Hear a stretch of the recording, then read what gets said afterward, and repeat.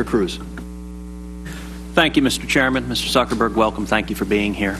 Mr. Zuckerberg, does Facebook consider itself a neutral public forum? Senator, we consider ourselves to be a platform for all ideas.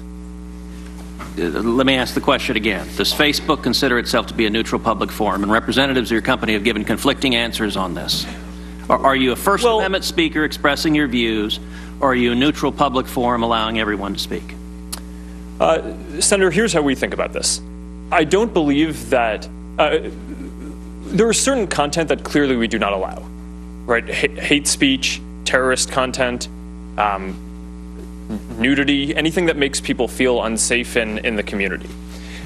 From that perspective, that's why we generally try to refer to what we do as a platform for all ideas. Let me try, just because the time is constrained. It's just a simple question. The predicate for Section 230 immunity under the CDA is that you are a neutral public forum. Do you consider yourself a neutral public forum, or are you engaged in political speech, which is your right under the First Amendment?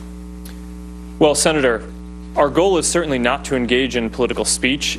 I'm not that familiar with the specific legal language of the law that you speak to, so I would need to follow up with you on that. I'm just trying to lay out how broadly I think about this. Well, Mr. Zuckerberg, I will say there are a great many Americans who I think are deeply concerned that Facebook and other tech companies are engaged in a pervasive pattern of bias and political censorship. There have been numerous instances with Facebook.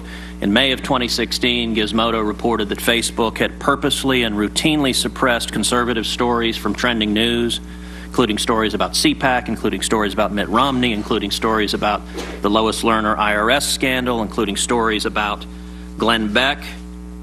In addition to that, Facebook has initially shut down the Chick-fil-A Appreciation Day page, has blocked a post of a Fox News reporter, has blocked over 24 Catholic pages, and most recently blocked Trump supporters Diamond and Silk's page with 1.2 million Facebook followers after determining their content and brand were, quote, unsafe to the community. To a great many Americans, that appears to be a pervasive pattern of political bias. Do you agree with that assessment? Senator, let me say a few things about this. First, I understand where that concern is coming from because Facebook and the tech industry are located in Silicon Valley, which is an extremely left-leaning place.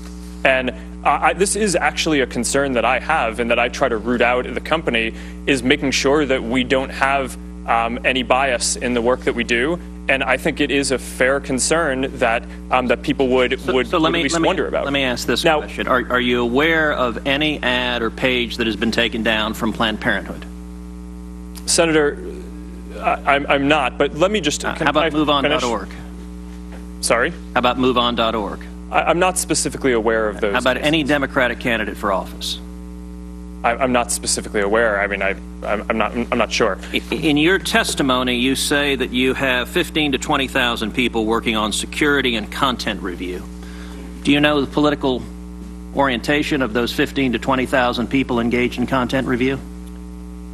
No, Senator. We do not generally ask people about their political orientation when they're joining the company. So as CEO, have you ever made hiring or firing decisions based on political positions or what candidates they supported?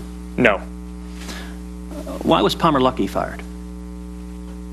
That is a specific personnel matter that seems like it would be inappropriate to speak to here. You just made a specific representation that you didn't make decisions based on political views. Well, Is that accurate? I can commit that it was not because of a political view. Do you know of those 15,000 to 20,000 people engaged in content review, how many, if any, have ever supported financially a Republican candidate for office? Senator, I do not know that. Your testimony says it is not enough that we just connect people. We have to make sure those connections are positive. It says we have to make sure people aren't using their voice to hurt people or spread misinformation. We have a responsibility not just to build tools, to make sure those tools are used for good. Mr. Zuckerberg, do you feel it's your responsibility to assess users whether they are good and positive connections or ones that those 15,000 to 20,000 people deem unacceptable or deplorable? Senator, you're asking about me personally? Facebook. Senator, I think that there are a number of things that we would all agree are clearly bad. Foreign interference in our elections, terrorism, self-harm. I'm Those talking are about things. censorship. Well, I think that you would probably agree that we should remove terrorist propaganda from the service. So that, I agree, I think is clearly bad activity that we want to get down, and we're generally proud of how well we do at that. Now, what I can say, and I do want to get this in before the end here, is that I am very committed to making sure that Facebook is a platform for all ideas. That is a very important founding principle of what we do. We're proud of the discourse and the different ideas that people can share on the service. And that is something that, as long as I'm running the company, I'm going to be committed to making sure is the case. Thank you. Thank you, Senator Cruz. Do you want to break now?